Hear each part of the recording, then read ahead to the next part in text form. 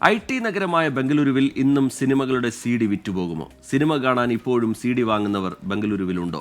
ഈ സംശയങ്ങൾ തീരാൻ സിറ്റി മാർക്കറ്റ് വരെ ഒന്ന് പോയാൽ മതി.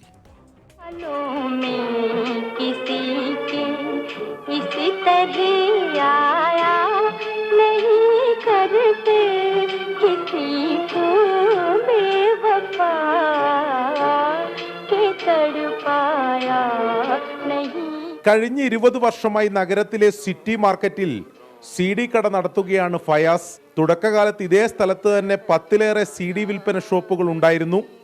ഇന്നാവട്ടെ ബംഗളൂരുവിലാകെ അവശേഷിക്കുന്ന 2 CD കടകളിലൊന്ന് ഫയാസിൻ്റെതാണ്. ഡിജിറ്റൽ സംവിധാനങ്ങളുടെ വരവോടെ വിൽപ്പന കുറഞ്ഞെങ്കിലും ഒരു ദിവസം 10 CDകളൊക്കെ ഇപ്പോഴും വിറ്റുപോകുമെന്നാണ് ഫയാസ് പറയുന്നത്. 100% में 10% सेल है साथ, बाकी पूरा क्या भी नहीं है. अभी मोबाइल आ गया है ना, इसलिए कम हो गया है वो.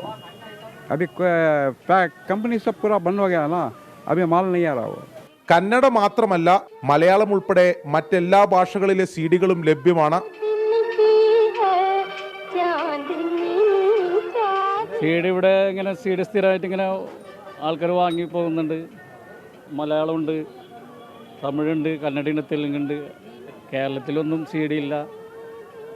ഇതൊരു ഇതുള്ള ബംഗളൂരിൽ സിറ്റി മാർക്കറ്റ് കട മാത്രമേ ഉള്ളൂ. കയ്യിലുള്ള ശേഖരം കഴിഞ്ഞാൽ ഫയാസിന്റെ ഈ കടയും പൂട്ടും. അങ്ങനെ വിസ്മൃതിയിലേക്ക് പോകുന്ന എത്ര ഓർമ്മകൾ.